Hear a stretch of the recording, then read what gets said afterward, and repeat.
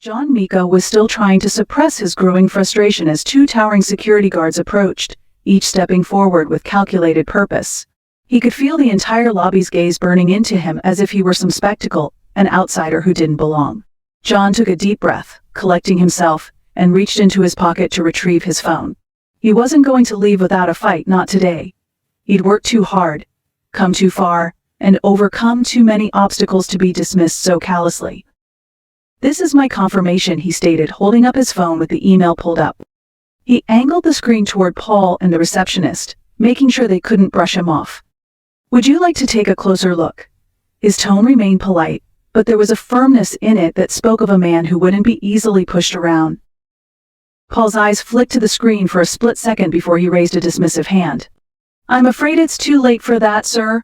We have a policy against soliciting, and I must insist that you leave the premises immediately." John's jaw tightened. "Soliciting?" he echoed, incredulous.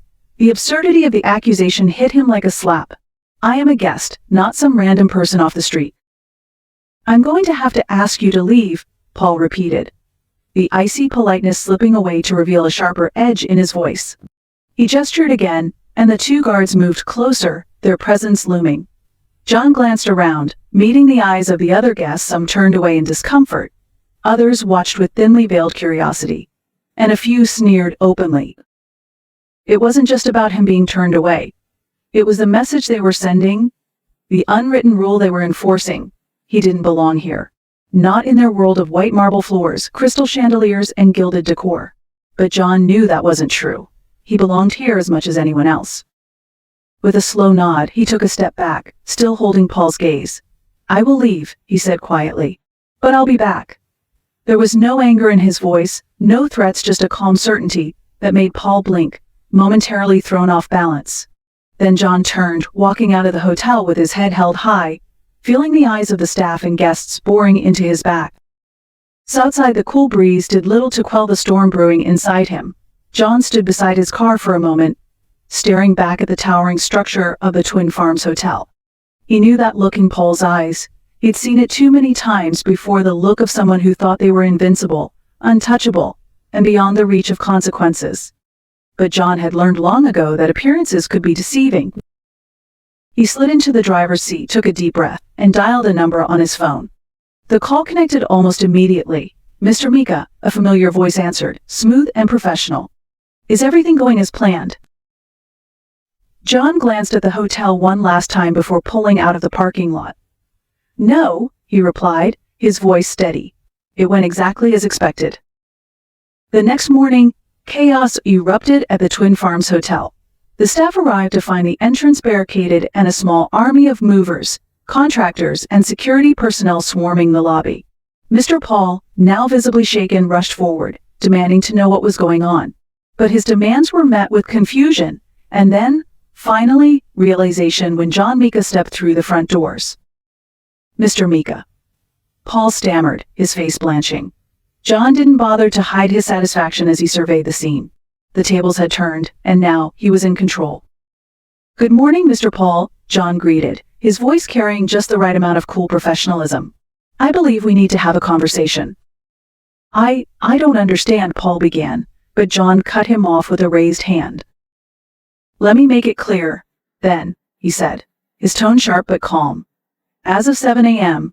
this morning, the Twin Farms Hotel is under new management. My management." He watched as Paul's face twisted in confusion and disbelief. "Your services, however, will no longer be required." The color drained from Paul's face. "You can't," he started, but John only smiled a smile without any warmth. "I can," he replied simply, "and I have. Consider this your termination notice." The shock that rippled through the lobby was palpable. The same receptionist who had greeted John the previous day was now standing frozen behind the front desk, her eyes wide and disbelieving. The security guards who had so forcefully escorted him out were now staring at each other in confusion, clearly unsure of what to do. Paul spluttered, still struggling to comprehend. "But why? This is outrageous." "Is it?" John asked softly. He stepped closer, lowering his voice. "You see, Mr. Paul, I didn't come here yesterday for a business meeting. I came to see how this establishment treated people like me. And you, along with your staff, failed spectacularly. Paul opened his mouth, but no words came out. John continued, his voice low and measured. I bought this hotel because I can. Because I wanted to show people like you that no matter how much you try to exclude us, we belong. More than that, we thrive. And now, you're out. For a long moment, Paul just stood there, gaping like a fish out of water. Then, slowly, he turned and left, his shoulders slumped, the realization of his fate sinking in. John turned to the rest of the staff, his expression softening slightly. As for the rest of you, he said, there will be some changes. I believe in giving people a chance to prove themselves. Those of you who wish to stay and be part of something better, something fair, you are welcome to remain. But know this, prejudice and discrimination will not be tolerated. Not in my hotel. The receptionist swallowed hard, her face pale, but she nodded slowly. Around her, the rest of the staff shifted nervously, glancing at each other, whispering softly. John turned and walked to the center of the lobby, feeling a surge of satisfaction as he looked around. The Twin Farms Hotel wasn't just a building, it was a statement. A statement that the days of being judged and dismissed were over. He smiled, his gaze sweeping across the room. Welcome, he said softly, to a new beginning. The next morning the sky was streaked with the soft hues of dawn, casting a golden glow on the facade of the Twin Farms Hotel. The air buzzed with a different energy, one that reflected the significant shift in power dynamics that had taken place overnight. John Mika stood across the street, his silhouette framed against the rising sun. The memory of being forcibly escorted out of those very doors lingered in his mind. But today, everything had changed. Today he was no longer just a guest, he was the owner. As John crossed the street, he noticed how the morning staff, still unaware of the change in management, went about their routines. The valet team hustled to park the gleaming cars of affluent guests. And the doorman, oblivious to John's presence, straightened his uniform as he prepared to greet another day of wealthy visitors. But it was the sight of Paul, the hotel manager, that truly caught John's attention. Paul was standing near the entrance, clipboard in hand, barking orders at the bellboys. John felt a surge of satisfaction as he watched Paul's self-assured demeanor, so confident, so sure of his place. That was about to change. With purposeful strides, John approached the entrance, and for a brief moment, he saw Paul's eyes widen in recognition. Then, just as quickly, his face contorted into a sneer, no doubt believing John was back to cause trouble. What do you want now? Paul demanded, stepping forward. His voice carried the same condescension as the day before, though now tinged with irritation. I thought we made it clear that you're not welcome here? John regarded him coolly, letting the silence stretch uncomfortably. Oh, I'm not here as a guest, he replied evenly. I'm here for business. Paul scoffed, glancing over his shoulder as if seeking confirmation from the security team nearby. Business? He repeated, his voice dripping with mockery. There's no business for you here. If you don't leave right now, I'll have you removed again. John merely smiled. I'd like to see you try. Before Paul could respond, a sleek black SUV pulled up, and several sharply dressed individuals stepped out. They moved with the efficiency and authority of high-ranking executives, and John noticed the ripple of confusion among the hotel staff as these newcomers began to assemble at the entrance. Then, a middle-aged man in a tailored suit approached, carrying a briefcase and an air of quiet power. He nodded respectfully at John before turning to face Paul. Mr. Paul, the man said, his tone formal, I'm Stephen Grant, legal representative for Mr. Mika. I'm here to inform you that as of 12:01 a.m., this morning the Twin Farms Hotel and all its associated properties have been acquired by Mr. John Mika. He opened his briefcase and extracted a set of documents, holding them out. Here are the official transfer papers, including the new management structure. Paul stared, dumbfounded, his face paling as he glanced between Stephen and John. That this is some kind of joke, he stammered, but his words faltered as he read the bold lettering at the top of the document, Ownership Transfer Agreement. No joke, John murmured softly, taking a step closer. I told you I'd be back. For a moment, Paul seemed to shrink, the arrogant facade crumbling as the reality of his situation dawned on him. His gaze darted to the other staff members, who were now gathering, their expressions ranging from shock to curiosity. Whispers spread like wildfire, and the morning calm turned into a buzzing cacophony of murmurs and startled exclamations. You can't do this. Paul sputtered, his voice high and desperate. I've been running this hotel for over a decade. You can't just waltz in and take it all away. John tilted his head slightly, studying the man who had so arrogantly dismissed him less than 24 hours ago. I think you'll find that I can, he replied quietly. And I have. Stephen stepped forward again, his presence a calm, commanding force. Effective immediately, all managerial duties are being transferred to the new executive team. You're being relieved of your position, Mr. Paul. You may collect your personal belongings and security will escort you out. Paul's face flushed a deep, angry red. This is outrageous, he shouted, his voice breaking. I demand to speak to the board. There is no board anymore, John interjected smoothly. I am the board, the sole owner and decision maker. And as the first order of business, I'm cleaning house. The impact of his words sent a shockwave through the gathered staff. A few employees exchanged uneasy glances, their loyalty to Paul wavering in the face of this new authority. Others seemed almost relieved, as if they'd been waiting for this day. Those of you who have been part of creating a welcoming environment here, those who've treated all guests with respect and fairness, have nothing to worry about. John continued, his voice carrying across the lobby. But if you've been part of fostering a culture of discrimination and exclusion, you're done. Paul looked like he was about to explode. This isn't over, he snarled. All.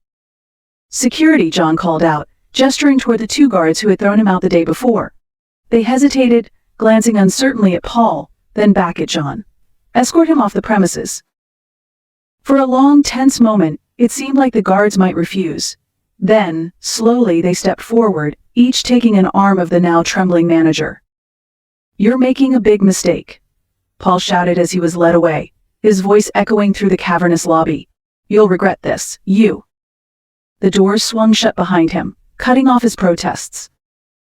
John turned to the remaining staff, many of whom were still standing in stunned silence. He knew that for some, Paul's dismissal would be a shock. For others, it would be a long-awaited change. But as he looked into their eyes, he saw something else, a glimmer of hope. I'm not here to tear this place down, John said quietly. I'm here to build it up.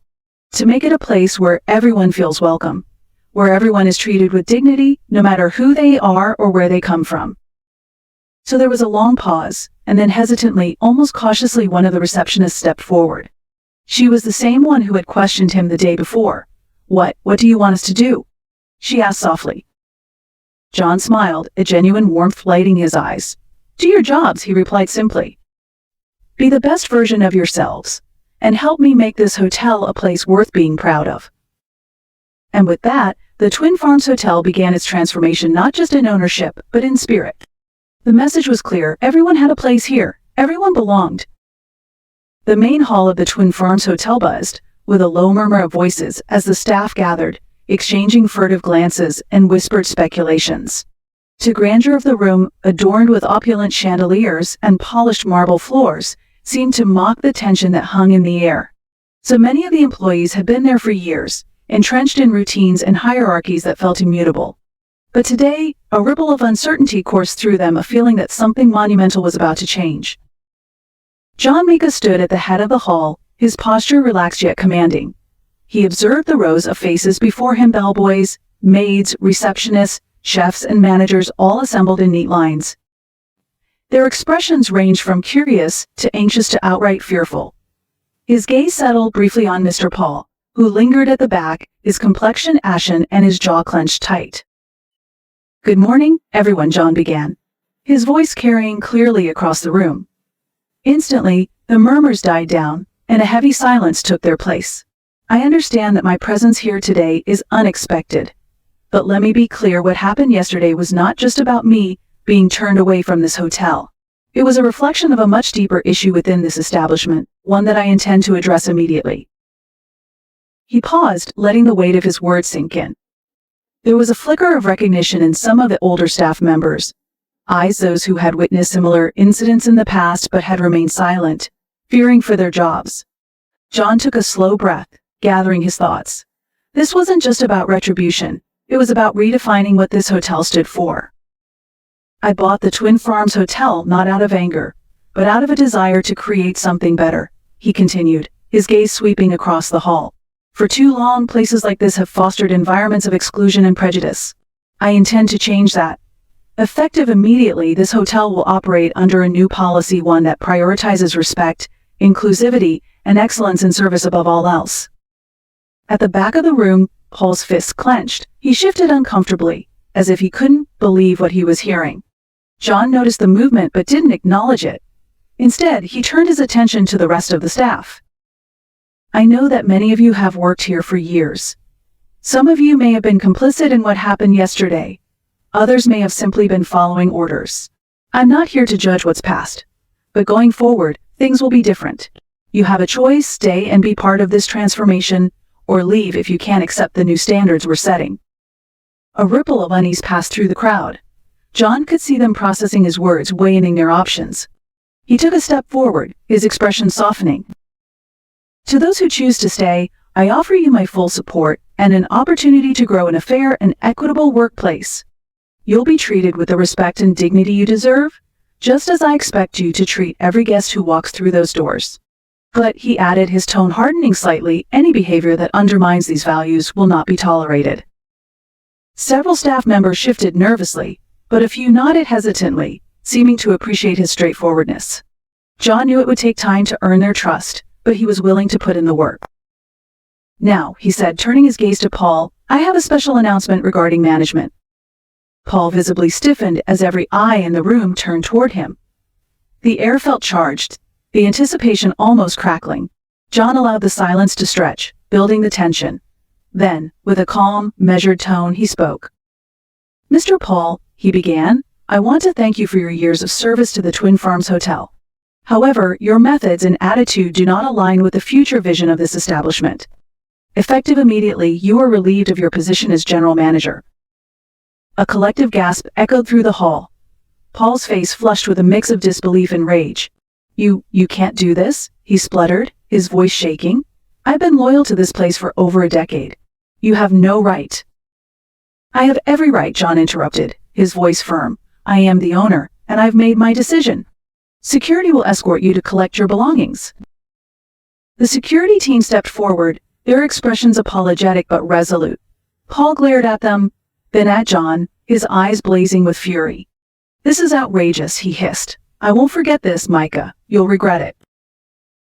John met his gaze steadily. Perhaps, he said softly, but I won't regret making this hotel a place that's open to everyone. Now, please leave.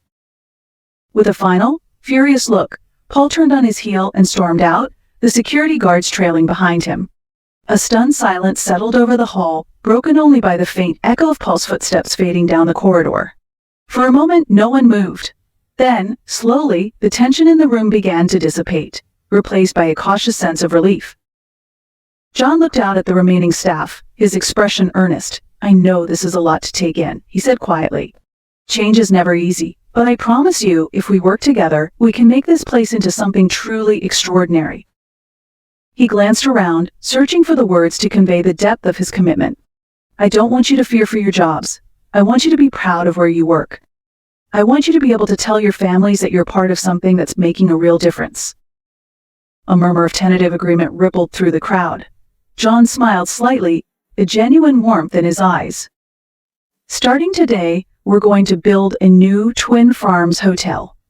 One that stands for equality, respect, and world-class service. And I want each of you to help me make that vision a reality. There was a long pause, and then, slowly, the staff began to nod. It wasn't a rousing cheer or a show of immediate acceptance, but it was a start, a small sign that they were willing to give him a chance. John took a deep breath, feeling a sense of hope swell within him. This was just the beginning. He knew there would be challenges ahead, resistance from some corners, skepticism from others. But he also knew that change, real change, always started small. Thank you, he said simply. I look forward to working with all of you. And with that, the meeting concluded. As the staff slowly dispersed, murmuring among themselves, John stood alone at the head of the hall, watching them go. The path ahead was uncertain, but he felt a quiet resolve settle over him. No matter how long it took, he would transform the Twin Farms Hotel not just in name, but in spirit. And someday, it would stand as a beacon of what true hospitality could be. The grand hall of the Twin Farms Hotel was a space typically reserved for glittering banquets and elegant galas, with its high ceilings adorned by crystal chandeliers and its walls lined with tastefully muted tapestries. But today, it served as the stage for a transformation, a place where the past collided with the present, and where the future of the hotel would be redefined. As John Mika surveyed the room, he saw not just employees, but individuals whose identities had been shaped by the old regime. Some stood with their arms crossed, faces hardened by a mixture of resentment and disbelief. Others looked bewildered, eyes darting nervously, as if still processing the seismic shift that had taken place. The power dynamics that had once governed the Twin Farms Hotel had been upended, and in the wake of that upheaval, a new order was taking shape. "Good morning," John began, his voice steady but firm, commanding attention. He let his gaze sweep over the assembled staff, lingering on a few familiar faces. Some of them, the bellboy who had smirked as John was forced out, the senior receptionist who had looked down her nose at him, shifted uneasily under his scrutiny. He resisted the urge to let his personal grievances color his words. This was about more than revenge. It was about setting a new standard. "My name is John Mika, and I am the new owner of this hotel," he continued. "I'm sure most of you have already heard what happened yesterday, but I want to be clear, what took place was more than just a misunderstanding. So it was a symptom of a deeper issue, one that has no place in a business that claims to offer hospitality." The crowd was silent, the only sound the distant clinking of silverware from the dining room beyond. John could see the weight of his words sinking and realization dawning that this wasn't just a change in management, but a complete overhaul of everything they thought they knew. Discrimination, prejudice, and any form of mistreatment toward guests or staff will not be tolerated here. Effective immediately, John stated, his voice unyielding. This is not just a policy change. This is the new foundation upon which the Twin Farms Hotel will be rebuilt. He paused, giving them a moment to absorb the gravity of his declaration. A murmur of unease rippled through the crowd, but John ignored it, continuing without hesitation. There will be mandatory training for all employees, focusing on cultural sensitivity, respect, and inclusivity. This training isn't optional, and it isn't negotiable. If you choose to stay, you will be expected to not only understand, but also embody these principles in your daily interactions. A few hands hesitantly rose into the air, but John held up his own to forestall the questions he knew were coming. "I understand that some of you may not agree," he said calmly, his gaze unwavering. "And that's fine. You are free to leave if you feel you cannot support this new direction. But understand this, staying means committing to change. Staying means being part of something better, something bigger than just a job." The silence in the hall was almost tangible now. John could see the conflict playing out on their faces, the defiance, the fear of the unknown, but also a flicker of something else and a few hope. Perhaps in a place long mired in outdated traditions and rigid hierarchies, there were those who had yearned for change but hadn't dared to hope for it. And then there were the others, like Paul. John shifted his attention to the former manager, who stood stiffly at the back, his expression a twisted mask of anger and disbelief. Paul had always carried himself with an air of untouchable superiority, a man who believed his authority was absolute. But now, stripped of his title and power, he seemed diminished, a relic of a bygone era. "Mr. Paul," John addressed him directly, drawing every eye in the room to the disgraced manager. "Your behavior yesterday was unacceptable, and it exemplifies everything that this hotel will no longer tolerate. You are hereby relieved of your duties, effective immediately." Paul's face flushed a deep crimson. He opened his mouth to protest, to argue, but something in John's gaze, a calm, quiet certainty, stopped him. His shoulders slumped, and for a moment, the hall was deathly still as he seemed to grapple with the enormity of what had just happened. "You can't do this," Paul finally choked out, his voice trembling with a mixture of outrage and desperation. "I've given everything to this hotel, you." "I can, and I have," John interrupted, his tone leaving no room for argument.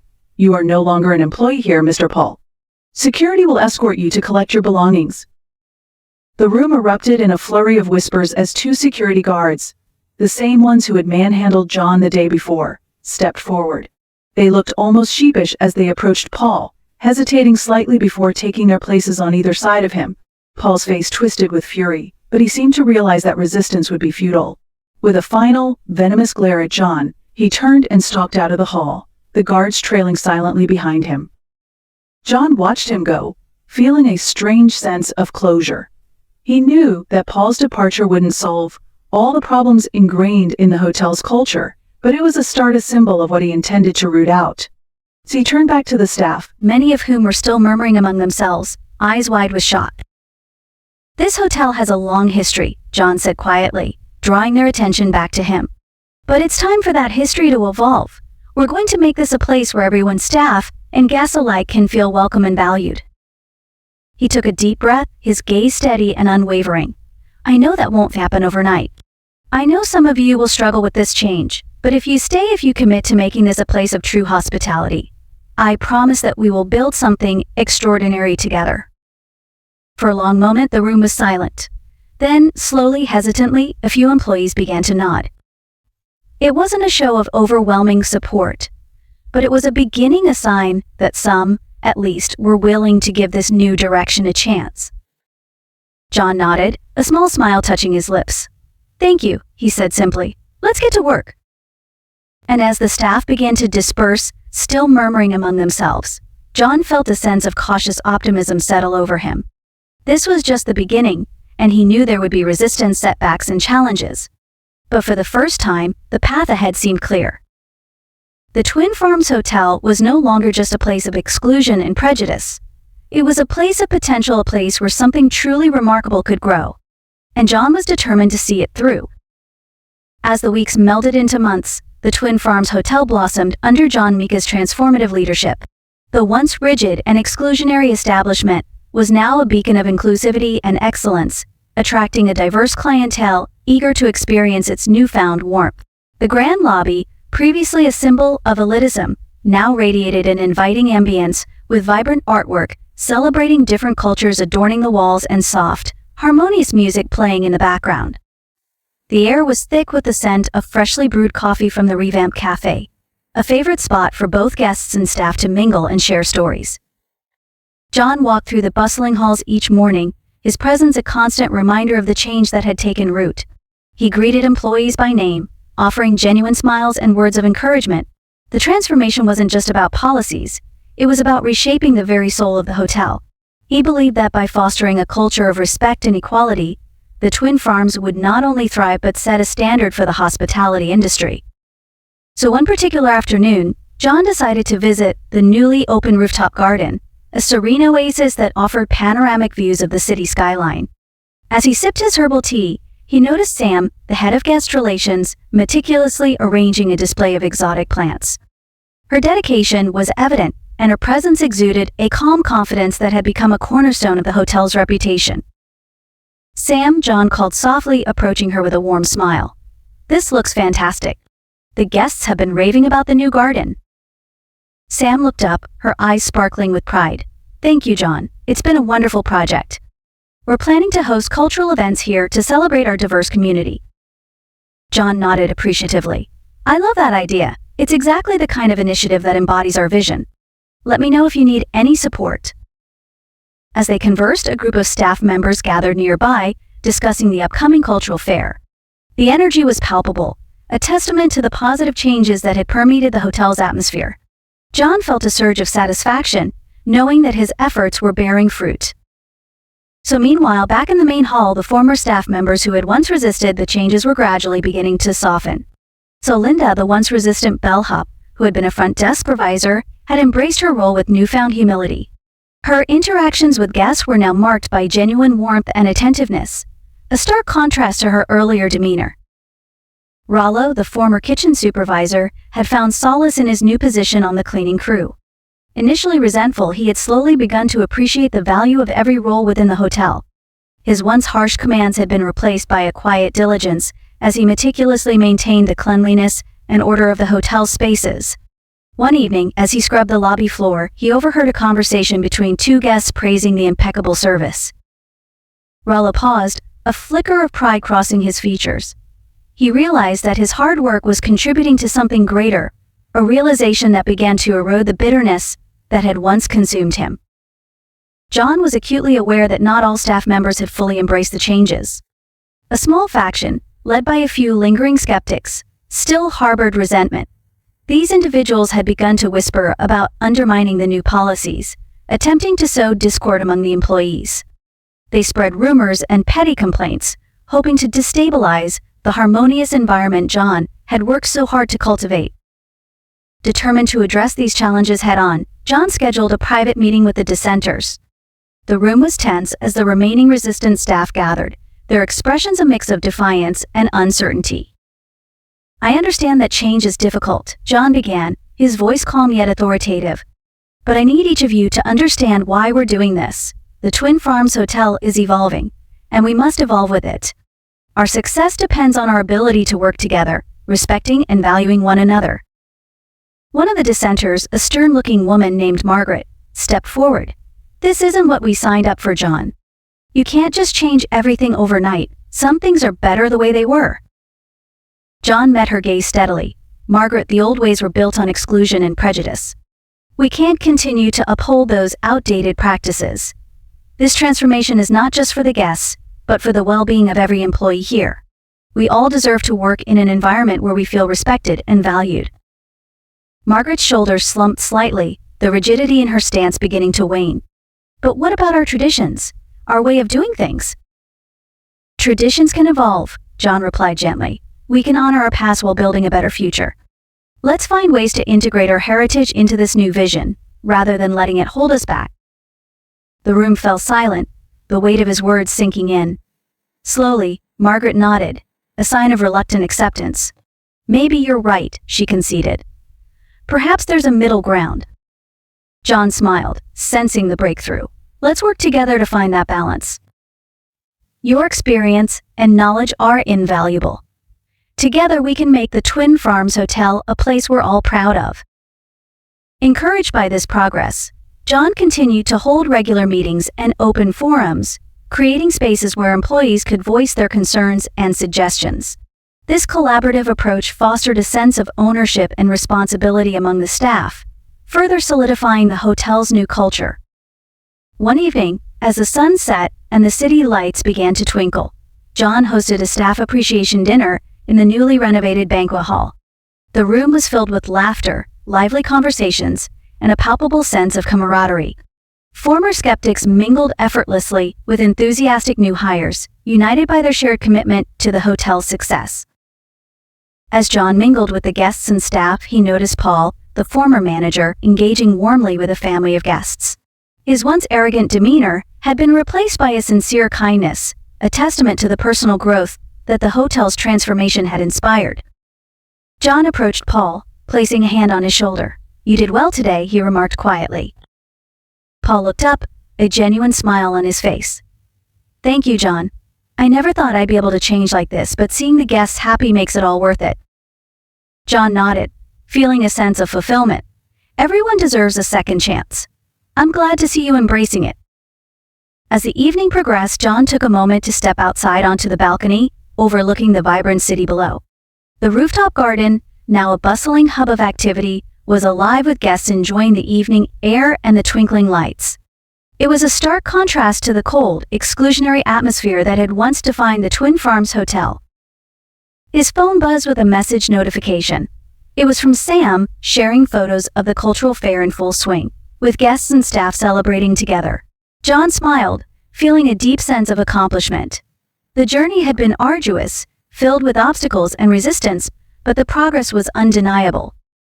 Later that night, as John reviewed the financial reports in his office, he received an unexpected call from a prominent travel magazine. They had heard about the hotel's remarkable transformation and wanted to feature it in their next issue. The story of Twin Farms Hotel's evolution from a place of discrimination to a symbol of inclusivity and excellence had captured their attention, and they believed it would inspire others in the industry. John arranged an interview, eager to share the hotel's journey and advocate for positive change within the hospitality sector. The feature article not only highlighted the hotel's achievements, but also emphasized the importance of diversity, equity, and inclusion in creating a thriving business. The article went viral, garnering praise from industry leaders and inspiring other establishments to undertake similar transformations. Invitations to speak at conferences and participate in panel discussions poured in, allowing John to spread his message of change and equality on a larger scale. Back at the hotel, the positive momentum continued. The staff's dedication, and the genuine improvements in guest experiences resulted in a steady increase in bookings and glowing reviews.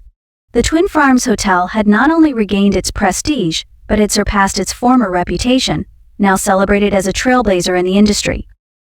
One sunny afternoon, John walked through the corridors, reflecting on the journey so far. He passed by a room where Linda, now a senior bellhop, was assisting a guest with a smile. She had embraced her role with enthusiasm, transforming from a once resistant employee to a passionate advocate for the hotel's values.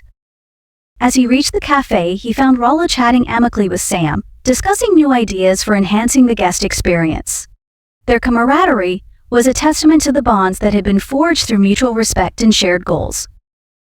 John paused at the entrance, watching as a group of children laughed and played in the garden, their parents enjoying the serene environment. The Twin Farms Hotel had become a sanctuary not just for travelers, but for everyone seeking a place of comfort, respect, and genuine hospitality.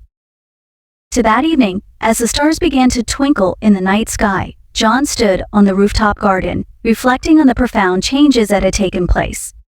The transformation of the Twin Farms Hotel was more than just a business overhaul. It was a testament to the power of resilience, empathy, and unwavering commitment to justice. He knew there would still be challenges ahead. Change was an ongoing process, requiring constant vigilance and dedication. But as he looked around at the thriving, harmonious environment he had helped create, he felt a deep sense of purpose and hope. The Twin Farms Hotel had not only found its new chapter but had become a symbol of what true hospitality could be, a place where everyone, regardless of their background, could feel valued and respected. And as John Mika gazed out over the city, he knew that this was just the beginning of a much larger journey towards equality and excellence in the world of hospitality.